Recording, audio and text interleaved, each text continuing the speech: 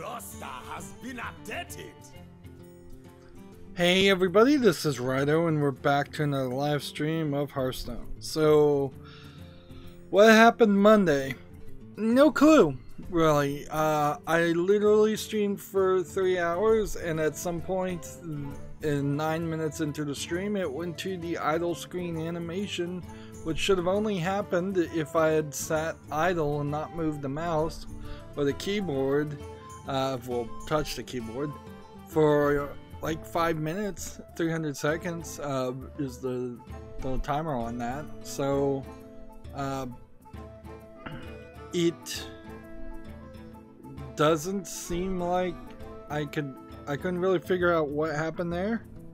Basically, so I lost all that footage and I was talking to dead air the whole time. This is by far one of the worst screw-ups that's ever happened on my channel. There have been times, certainly in the past, when pre-recorded footage has just been lost. Certainly. But this is the first time it's happened with Hearthstone. So, to recover from that, we're going to mostly cover all the news, again, that I talked to dead air and covered on Monday, and we still had a ton of games so we're gonna recover games that I was gonna put on the fall list and games that I didn't want to put on the fall list and I closed those tabs will just be ignored. This is not too different from several times on some weekends I've gone through the list of new games and said, oh well, these are the worst possible looking games, the ones that look like MS Paint clones. We do have a lot to do today, so because we have to play 3 Tavern Brawls. So in that, we probably are going to get at least 2, if not all 3 of the daily quests done. This is the second week of the Rusticon Tavern Brawl thing to happen. Also, I'm starting a little late because I finished Overlord 2 and the video game Overlord 2. I guess now since there's an anime called Overlord that should also be considered. I don't know if I'm going to play any odd cards, so the only thing I could really do is play Warlock cards. So we can try Warlock. But I think what we'll do is we'll just go 1, 2, 3 up here like we did last week. And this just says play 3 Tavern Brawls, and this still says win. So we'll play these top 3 for the main account, these 3 for the European account, and these 3 for the Asian account. And hopefully we'll get a victory in each of those and get lucky. I'm in a really weird position because I went back after looking on, after finishing the game, to the reviews of that, and saw a lot of people saying that Overlord 2 is actually an improvement and better than Overlord 1. I in no way felt like that was the case. I also know that there's a couple of like Nintendo exclusive Overlords, so there's like been 4 different Overlord characters, 4 or 5 of them, and that's excluding the latest Overlord game, Fellowship of Evil, that's not really an Overlord game at all, and everybody hated that. Yeah, I'd basically have to get that game for free and still probably would only do a short quick look on it. Spotlight. I call them spotlights, I don't call them quick looks. It's been a long time since I've done a spotlight of anything, I guess. But it's been maybe a year and a half, 2, since I played Overlord Raising Hell, and it probably was a year before that I played Overlord 1. Raising Hell being this standalone DLC game. and I have this kind of nostalgia, I think, in my head where I'm thinking Overlord 1 was a lot better than it actually was. I think the story actually was, and I think the level layout was way better in Overlord 1 than Overlord 2. I did also find out while I was looking at the different endings, since even though I spent a ton of time, basically played the game twice, I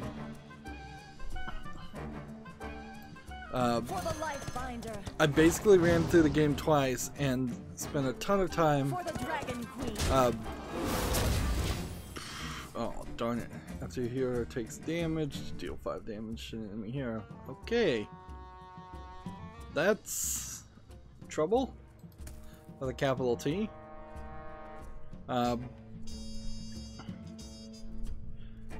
So I'm now in a position where I'd like to see something that is a Pikmin clone or an Overlord clone. Kind of both too. I'd be fine with something that is exactly like Pikmin, that's Nintendo-y, fun and kid-friendly, and then I would be fine if there was a game where you play as an evil Overlord who doesn't have any minions that you control and instead is just running around swinging swords, kicking, and flinging spells, which is a big problem I think that's missing in Overlord 2, is just the general ability to do anything other than stand in one place and fling one magic spell. There are 3 magic spells in the game. I couldn't even remember the controller combinations for the different spells because it's just badly laid out. They didn't use the D-pad at all, which would have been super easy to use the D-pads to switch spells, since it did nothing whatsoever.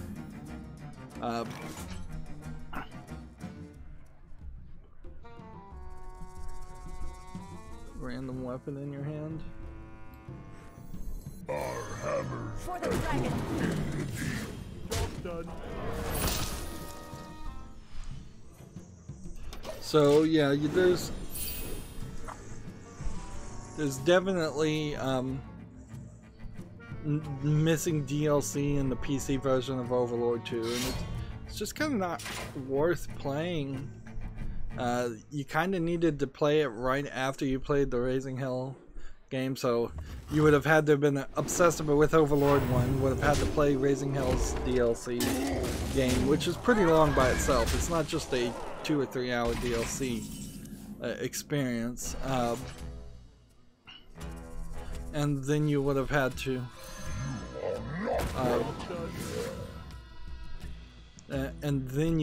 play Overlord 2, I think, to kind of have a storyline reason to be connected to everything. But the level design and how it moves the story forward and game design, it really feels like, I usually say a half-finished game, but frankly, I wouldn't be surprised if it was only a third of the way finished. So anyways, I finished playing that game. At that point, I turned on Netflix and watched that new show, Umbrella Academy, which that is an interesting experience because it's based off a comic book that's from the screenshots I looked up just on a Google search real quick, looked very silly and very, very comic booky. And unlike sci-fi show Deadly Class, which seems to have these cutaways back to the comic book art style and tries to have that feel in it, the Umbrella Academy seems like it's trying to be super realistic, which totally does not work because the idea of it being really, really realistic falls apart in Umbrella Academy when you have a guy who's basically a werewolf a literal, intelligent, walking and talking ape. You have a time traveler who's 58 years old or so, and who came back in his 13-year-old body. You have one character who has such an overpowered ability that they basically they basically could do anything you'd want. Like you have one character that can speak to the dead, and it just kind of goes on and on. It's very, very silly and comic booky in what it's showing, but it's showing it all in a very realistic way and trying to make it seem realistic, where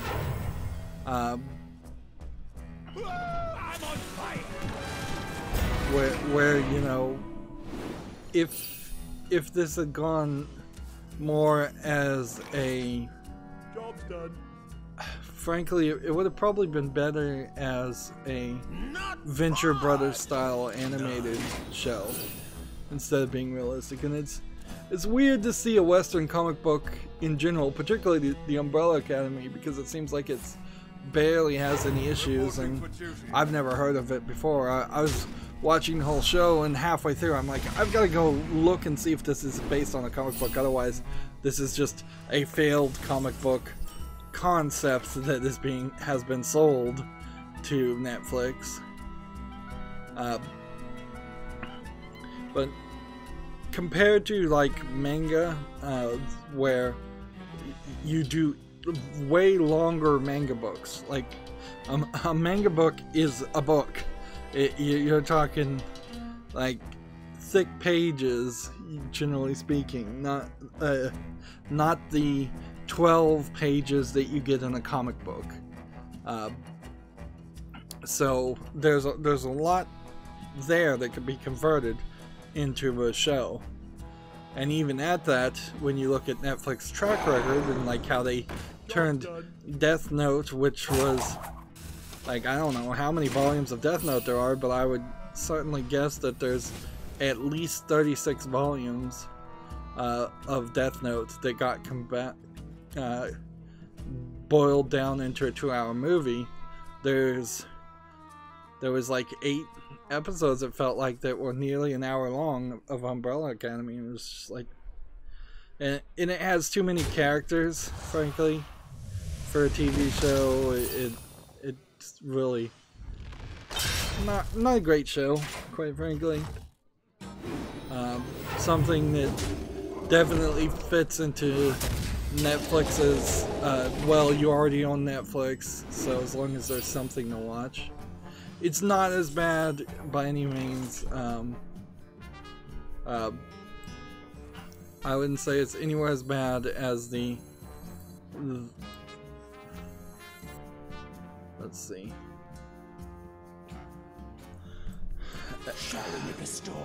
Carmen Sandiego cartoon, where as a cartoon it needed way more episodes, and the Carmen Sandiego cartoon did have slightly too many characters in it, but not that many.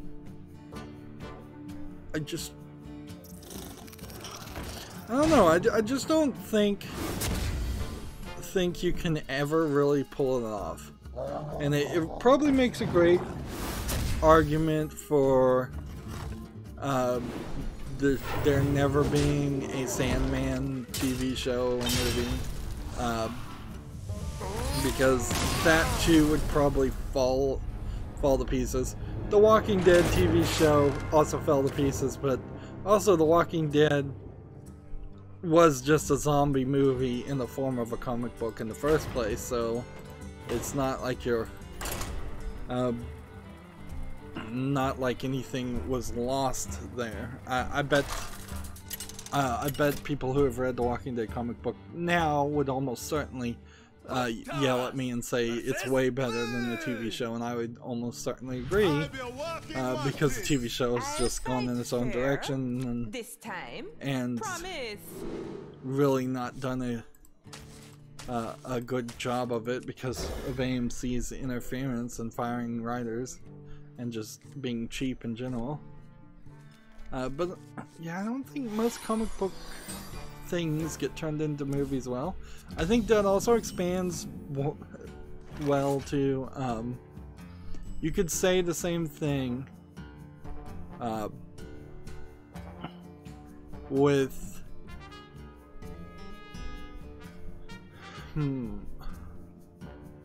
after you cast a spell, cast it again on the same target. I could get a coin and then we can do that.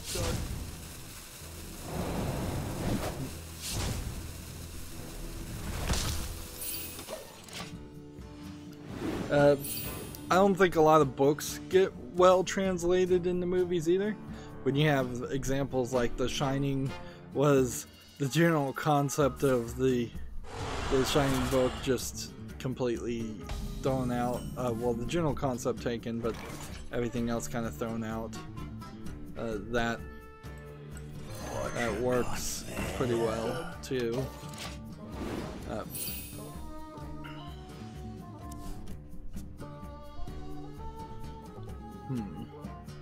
Probably didn't play that right. But yeah, I watched all of the Umbrella Academy. It ends badly, I would say. Like, I don't see a real way you get away from that, and it really just feels like it ends pretty badly, just kind of on a cliffhanger. And having looked and seen that there's really only a couple of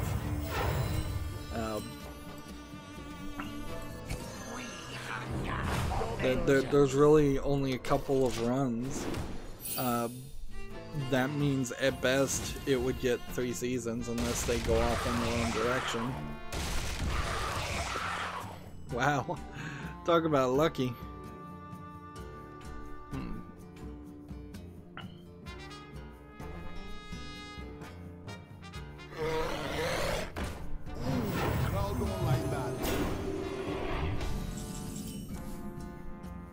Six to an undamaged character, or 2 to that.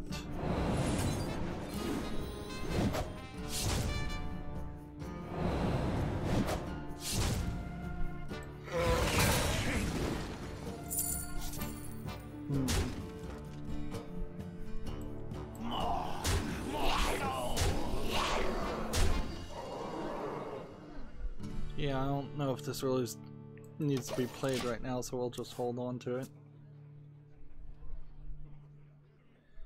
So yeah, that's what I did. I stayed up late. That's why I'm starting late.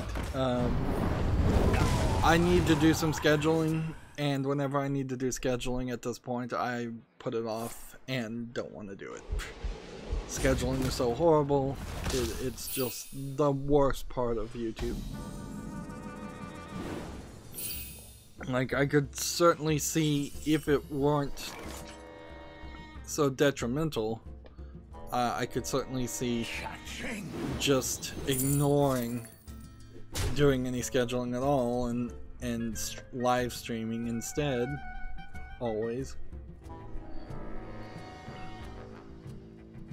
What do we want to do? There's another card. This guy would be back in 3 turns, or 2 turns. Or I can do this now.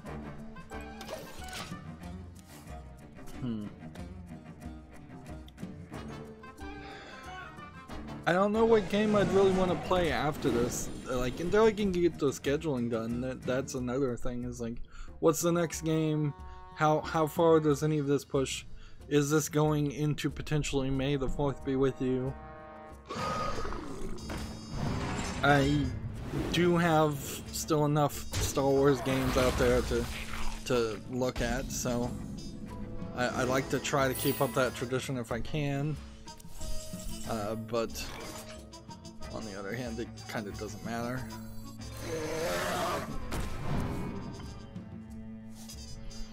Alright. Well, that's all I needed.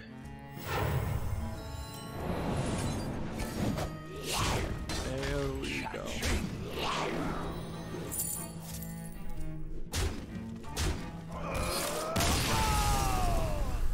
So we've got a ton of news, and that's certainly going to be an issue today. We may very well have games left over to talk about. I don't know how much of it is real news, though, as much as it is just games to cover that came out. One of the weird things about losing all the footage on Monday is, like, you know, a lot of times you end up getting into these rants and having to talk about the same thing over and over again, and there is this feeling of like, oh great, that is just wonderful, nobody heard me once again talk about the same topic yet again. Unfortunately, I guess a lot of times that is beating the drum that needs to be beaten. Like, sometimes you do just need to talk about the same topic over again. Sometimes you don't. Like,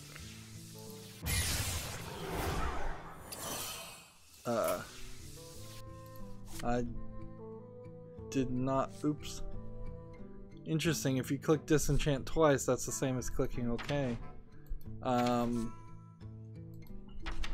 Well, there went that card.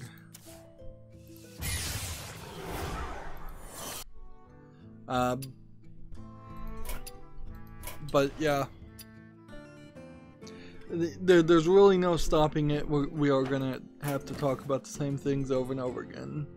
I just don't want to get to the point where I'm falling into the lines of what I see on CNN in particular, where it's 24/7 hours, well, not really 24/7, but it feels like 24/7 coverage of just hate for Trump, with a total disregard to report any other news, basically. So we need to play Warlock cards and odd cards. We'll just try and play ranked, I guess. We don't really need any victories. And I'm sure Fox News, if I watched it, would be pounding the drums the other direction. Gul'dan versus Gul'dan. But there is a point here where I would like to point out. It seems like things are dying down with the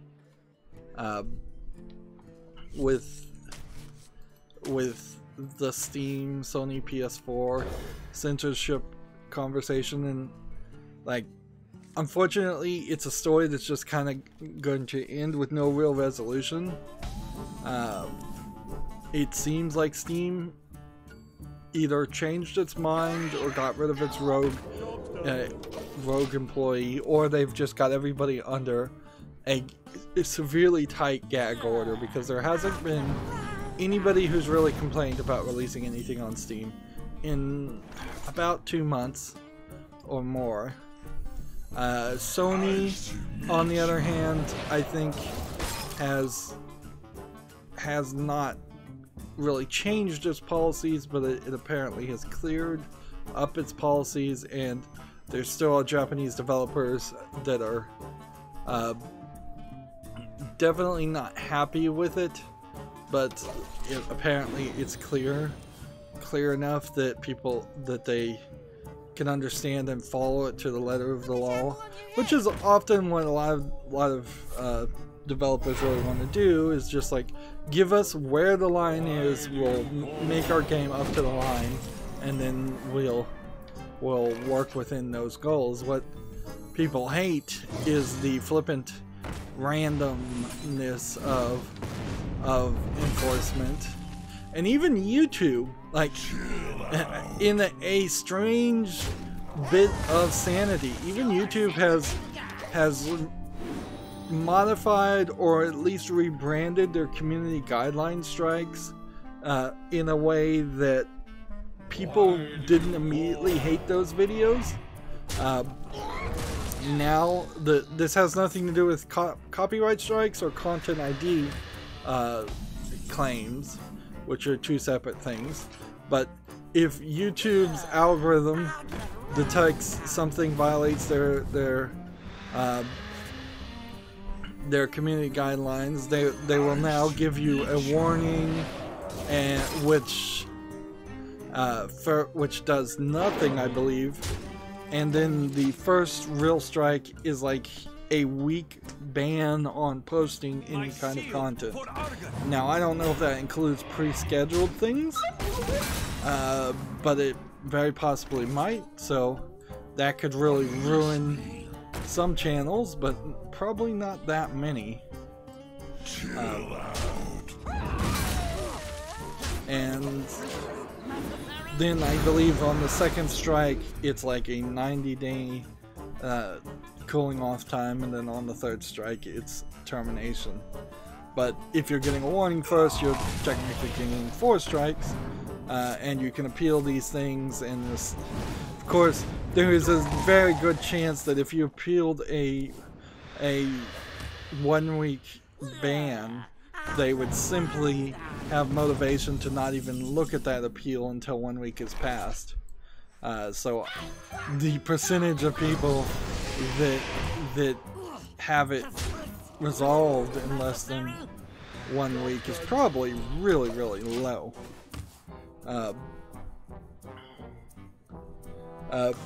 And yeah, this still is not dealing anything with false DMCA claims and actual copyright strikes. It's still not dealing with anything as far as the content ID system in general.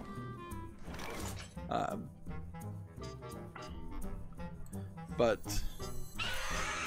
it also is not just a completely tone-deaf piece of garbage announcement, which is what we're used to getting from YouTube in general, is things that make no sense.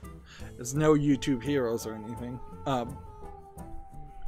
So we may talk about that in more detail later.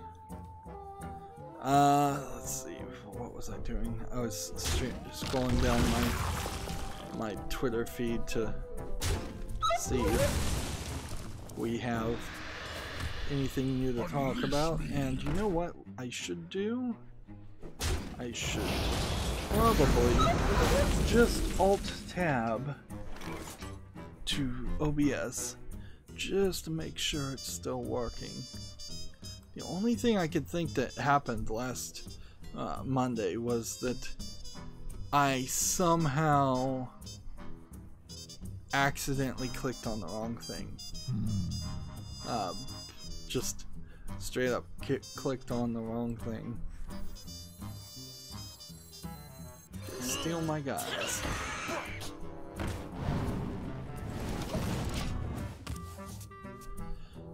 So the first story, this is a Sid Alpha story, so he had 2 posts and he can explain this. Is a developer for a game called Ghoul Boy, which we can show right here. Ghoul Boy Dark Sword of Goblin.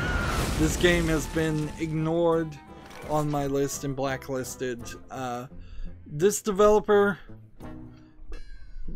revoked a lot of keys. He gives some arguments and explanations that do not seem to be true as to the reason. His statements changed, and eventually it seemed pretty obvious that he had revoked keys intentionally to make people who bought the game early or bought the game cheaply on third-party key sites like Fanatical or Indie Gala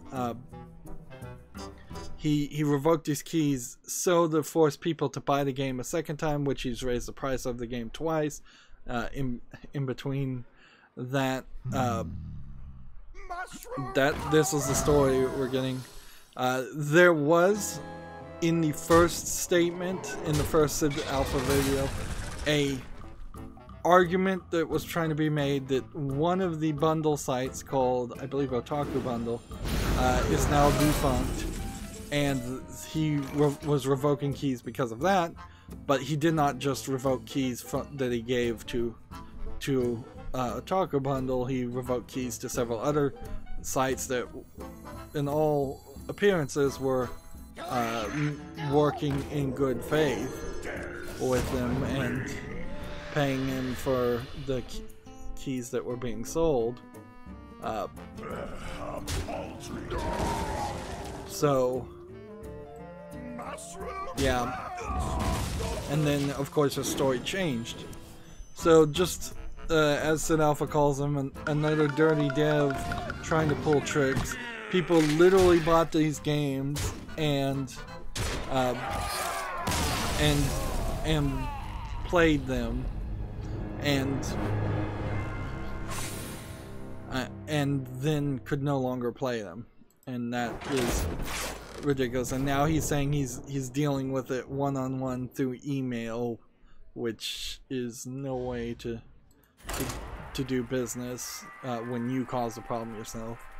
And in this system here, you may note that it is positive with 44 reviews. That is because this is one way in which you can manipulate the review system on Steam, because as you scroll down here, product activated by Steam key, negative review. So, give me back my game and I will delete this. Product activated by Steam key, product activated by Steam key, product activated by Steam key, product activated by Steam key. Let's see. The developer revoked almost all keys he sold through other sellers than Steam. Activated by Steam key, activated by Steam key. The point is, all the games activated by Steam key, negative reviews, don't show up here. So he's not only figured out a way to manipulate things. Steam is involved somewhat in investigating this, but this is clearly shenanigans. It's also clearly a problem with giving what I basically boil down to, in my personal opinion, is a potentially crazy person, because he does definitely feel like one of these crazy people who cause all their own problems in life,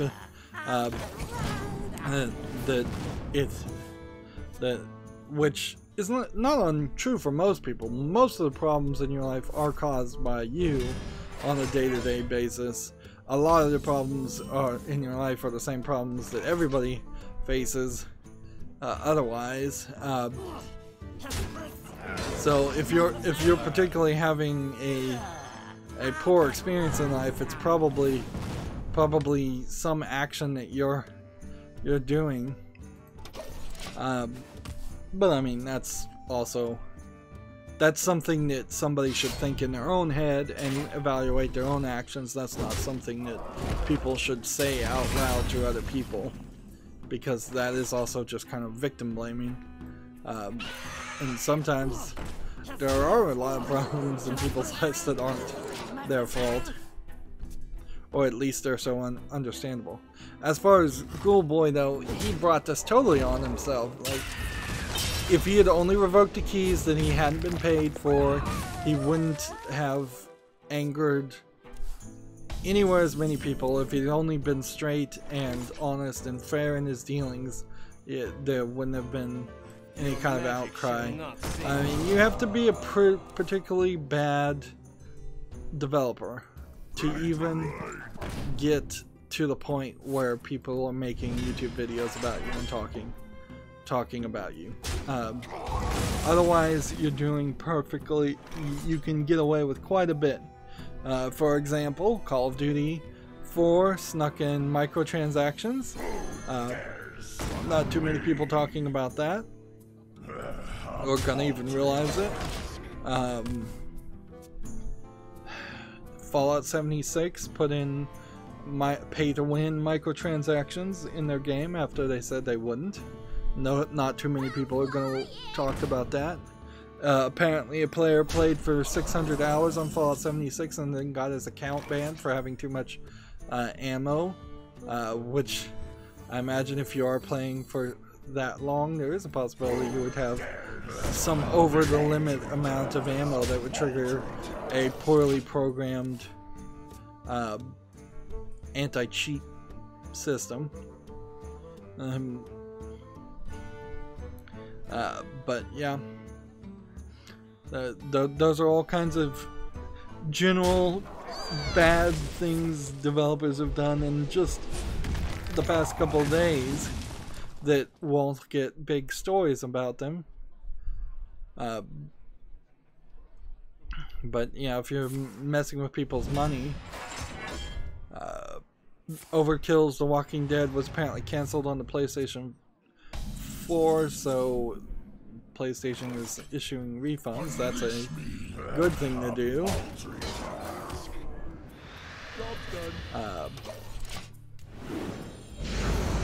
And those are all stories just off the top of my head. Moving on, we have an article from Gamasutra. Get a Job Ascendant Studios is hiring an animator. That's in San Rafael, California. Let's see. I'm trying to think, is there a way I can cover these games on Steam and go through them a little bit faster? I kind of don't feel like there is. Nice to meet you.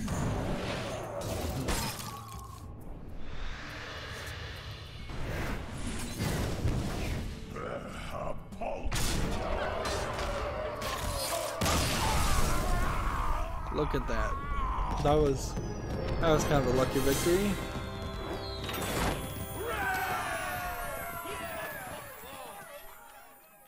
Need to play 4 more Warlock class cards. So we've got a game on Steam called To the Capital 2. It looks like a RPG Maker game. I would say the animation of this looks pretty good, and the tile sets don't look too terrible. I went on a bit of a rant on tile sets maybe on Monday and nobody heard it. But if you can recognize tile sets in an RPG game, that's a problem. These faces don't look too bad. So, almost feels like it's not actually an RPG Maker game, it's just an RPG that, like, this is a great example of the things you kind of don't want to see. At the very basic concept, you'd like to be able to have tiles rotate randomly to, so that they're not all facing the same direction. Let's see. To the Capital 2 is $4.99. Let me look at this developer. They made it To the Capital 1, which is mixed reviews. And if we look at To the Capital 1, you can see it's an RPG with much worse quality. So they're getting better visually on the animation. This looks pretty bad. But I guess since there's no relevancy there, there's no reason that I'd put To the Capital 2 on the follow list. I also want to point out that I am testing out a Google theme. There are themes you can get that Google made in particular.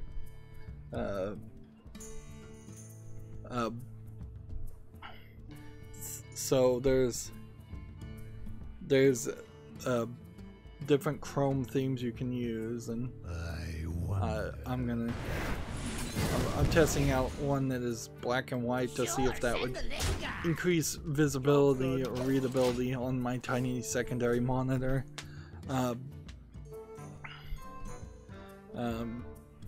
So I don't think that would really change anything you see, because it really is just the tabs and the top banner that should be not visible, but maybe they changed something too.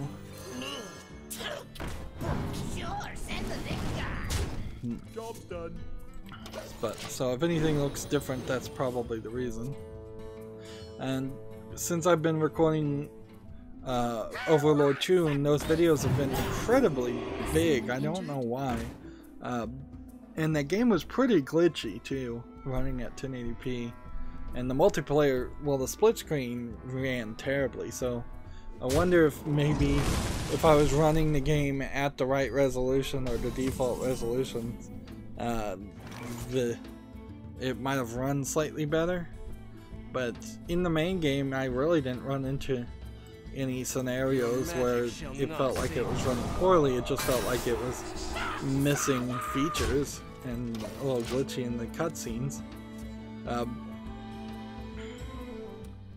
So yeah, but because I've had those giant files that I've been uploading, I haven't been able to reboot my computer and Windows Update until earlier today. So and theoretically that updated the graphics driver, maybe not.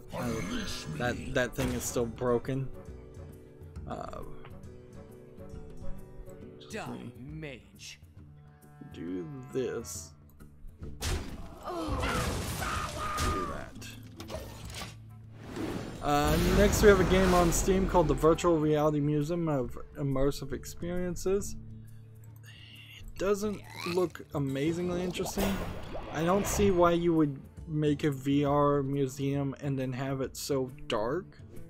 Like, even if this is really what the museum looks like, it feels like it's in a really dark warehouse, not in what I typically expect to see in a museum, which is white floors, white walls, and this really seems like this is either a collection of artists who put all of their art together in this one project, or this is just a bunch of pre-bought assets. Like, I'm not really seeing anything here that's that interesting. $4.99, no discount. So, and in the end, I suppose I really wouldn't ever play a virtual reality game that's just a museum. That would be really difficult to figure out how to review. Like, because then I'm basically converting myself into a art critic for a completely different form and of art. And like, I don't know how well a VR game is representing the art that it's representing, unless it's something like the Mona Lisa where I can check by references and look at it. Otherwise, there we go.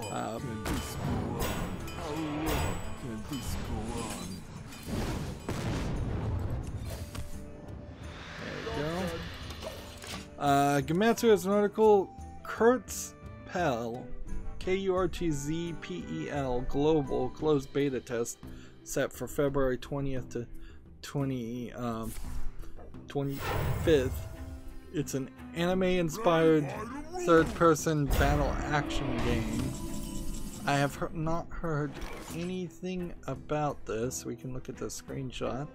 So, like, it's something. What is it? I don't know. Free me! Free me!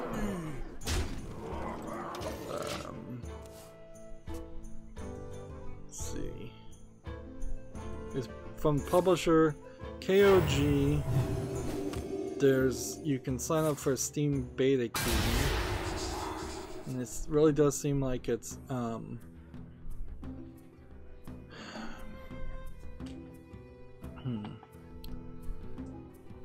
It really just seems like it's something that's really not known to me at all. I've never heard of KOG. They say they're the developers behind Grand Chase and Elseworld Online. Maybe I've heard of Elseworld Online. It's made in Unreal Engine 4. There's a video here. Like, I don't know if this is a Korean developer or if this is a Japanese developer or what.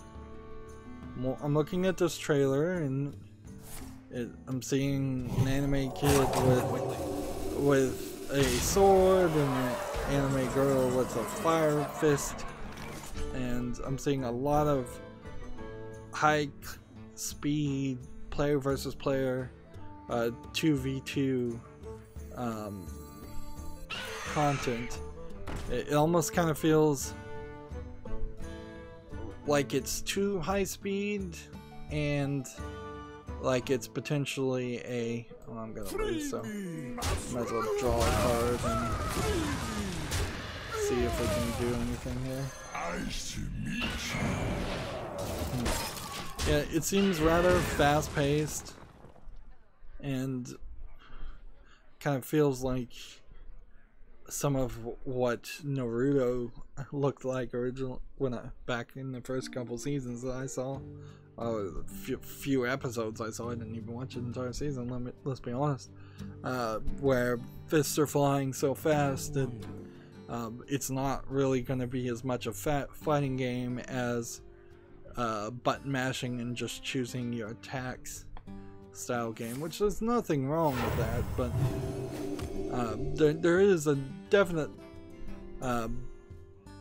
dividing line between a fighting game where a expert player can see and knows about all the invincibility frames and can time every attack in a way to really really show skill exists in that game, compared to a lot of games that are just button masher games where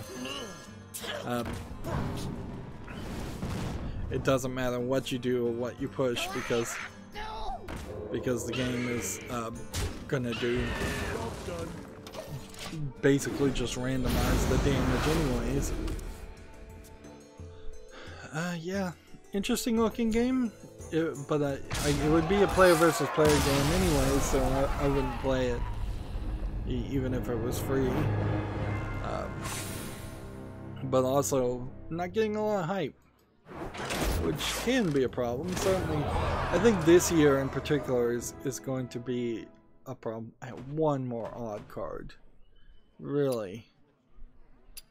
Well, we might as well just stick with the Warlock. Because I don't even think I have an odd deck here. We could try Spell Hunter, I guess.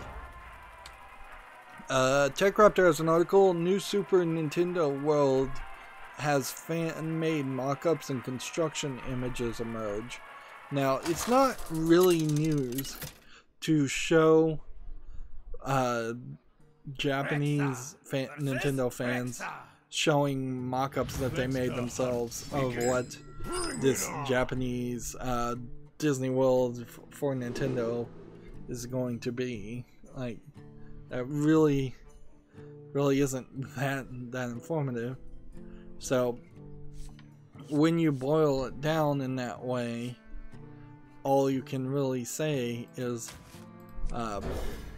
they've got some construction mock-ups and a general concept or thought that might be accurate as far as what the final product is, but who knows if that's true. So if we do a little web peek over here, here's the real news: construction, some construction crates and some funding. And then here's the speculation news that this thing is going to be a Square Mario-esque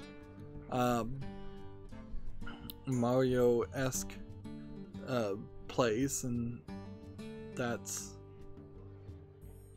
okay, I guess. But none of this is really confirmable. It's just you'd have to go to Japan to go to this thing. and it's probably very much for kids. And on top of that, I have to kind of question that was a waste.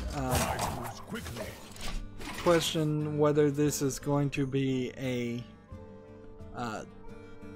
Mario world or a Super Nintendo world.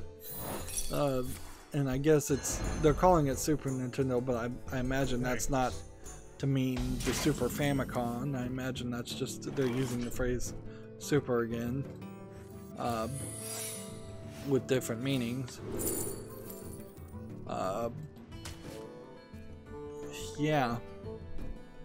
Well, Mario would play prominent in the same way that Mickey Mouse would play prominence in Disney World. Mickey Mouse in particular, when you go to Disney World, when you go to, particularly if you're going to the other sections that are not the main part of that, you're not seeing tons of Mickeys. You're seeing a lot of sections that are split off to other things. So, would there be a Metroid section in this Nintendo world? I imagine space is a premium, so I bet this is going to be a really small amusement park. Nowhere as big as what Disneyland or Disney World in the United States is. There will be a Mario section, certainly. But will there be a Zelda section? Probably. But will there be a Metroid section? Maybe not. And how far you go down the well beyond that, I don't know. Excuse me. Oh, man. That was loud and obnoxious.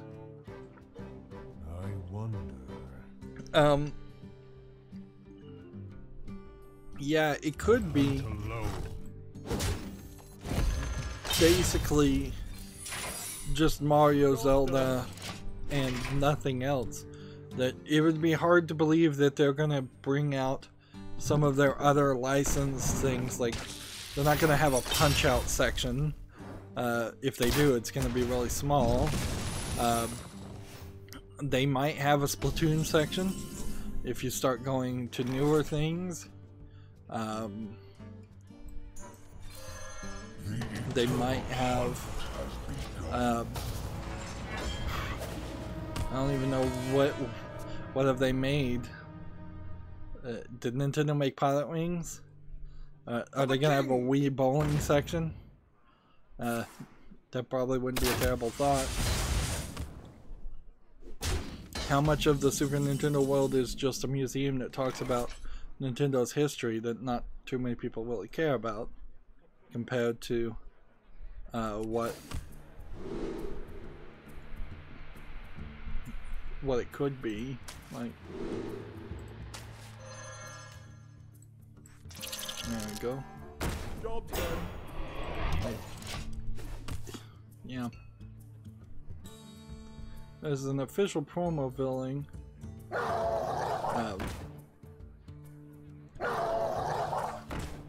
Right now in Japan, there is, I guess, a side story as they're constructing their event.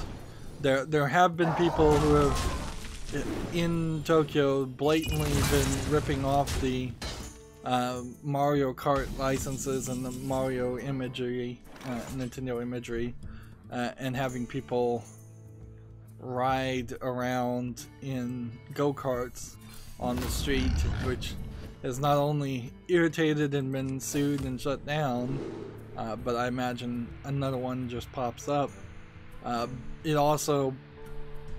It was just not licensed, and it was dangerous, and a bunch of people who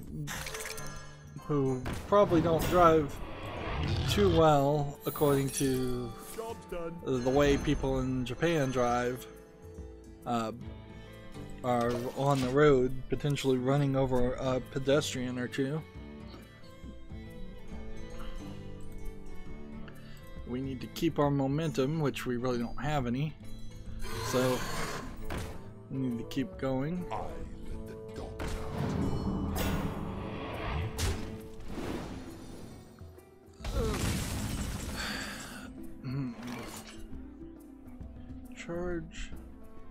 3 damage.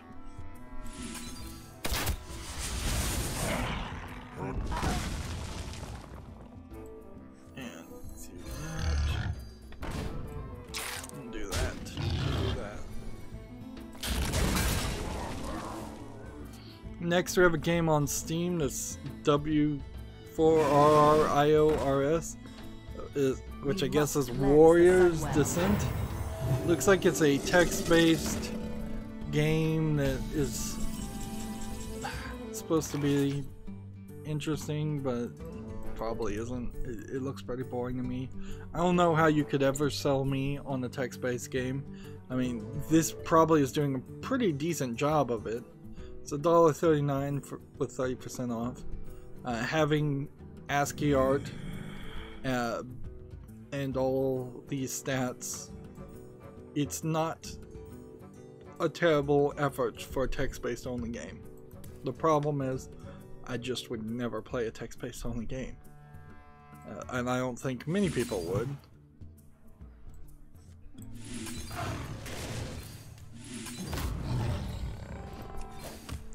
There we go.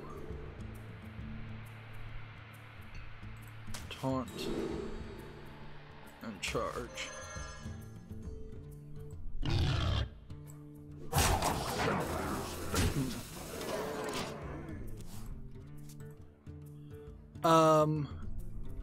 Criminal Girls Invite Only is on sale right now, but it came out on January 11th, 2017.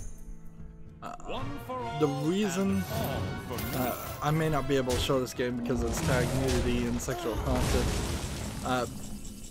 The reason why I have it up and the reason it's probably on sale is the director has come out and said, we've gotten response either from Steam or Sony or other people. I know the UN in general is also trying to pass these laws, and it's not fair to say the UN in general as much as there is a non-binding group that is in the UN that is using the name of the UN to seem like they have authority when they really don't, that are trying to criminalize anything that they deem, as far as cartoon porn, as far as hentai and stuff like that, as illegal, just worldwide. The good news is they don't have any binding authority to do it, and Japan would totally not follow those laws for the most part, but it could certainly cause trouble, and it has already caused trouble, where people are saying that cartoon porn is illegal in general. Sometimes it's all illegal, because certainly there are countries in the world where all porn is legal, so this would be illegal too. Sometimes it's just the ones where if they are deemed to be underage because they are in a schoolgirl outfit or whatever.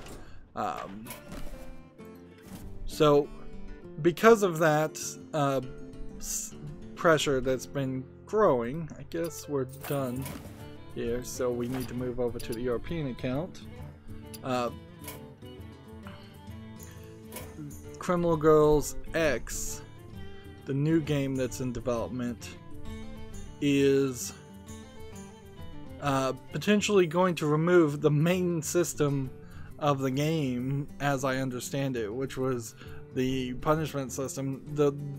The way this game worked, and we can do a bit of a web peek here, is you had anime girls in jail, although they're not in jail as much as they're in hell or something, and you're trying to reform them, and you're doing that by quote unquote punishing them, which is in general just poking them. It's the same concept that we've seen in so many other games where you're just like poking people. So this whole motivate thing. This game, by the way, very positively reviewed. So that system as it is in this game potentially not going to be in the next game, which the next game actually seemed like it was going to focus on one specific girl more, and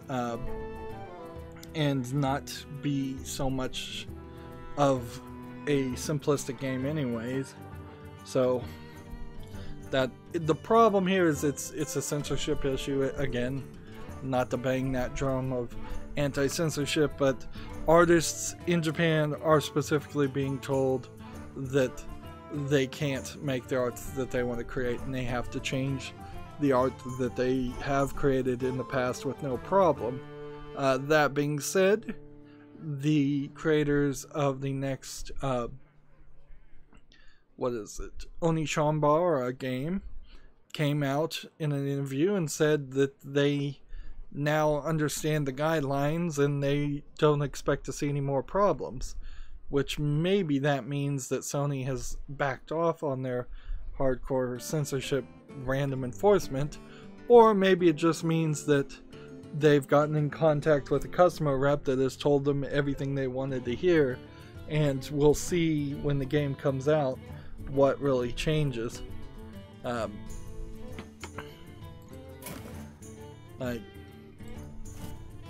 And yeah, I suppose if that UN law, which I really don't have an article about, but if I was just to talk about it, if that UN law passed and it was actually enforced, we better burn every book of Lolita. Again, that's always a great example, because those books of Lolita, I'm sure there's a cover art on there. So, a well-known famous story. You gotta burn all those books. And when you get to the point where you're burning books and censoring books, you're not on the right side of history. It's been about an hour, and I'm trying to break up episodes into more of an hourly pace. So we're gonna end this recording here and start another one on the European account. So as always, I ask you to like, share, subscribe, comment, and watch every second of my videos. If you want to friend or follow me on any social media sites, there's a whole bunch of links down below in the description box. And if you want to support me even further, there's a link to Patreon, or you can friend me on Steam and gift me a game off my wishlist. Thank you for watching. Have a good evening.